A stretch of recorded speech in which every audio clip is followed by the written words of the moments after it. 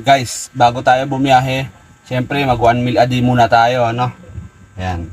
Meron tayong kanin, no? Tapos, in case na kulangin, siyempre extra rice tayo. At meron din tayong pinakamasarap na gulay, ano? Yan. At siyempre, meron tayong meat, no? Meat yan, ha? Galing Singapore. Meron tayong dinosaur egg ng pangkalawakan, no? Siyempre, di mawawala yung ating coffee, no? Starbucks coffee.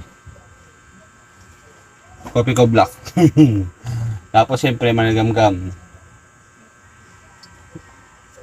Siyempre after nun, meron tayong saging, no?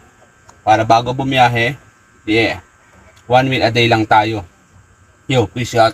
Yo, nga pala, no? Siyempre yung foods na yan, mga kain foods na yan, iwasan natin yan, you know? Okay.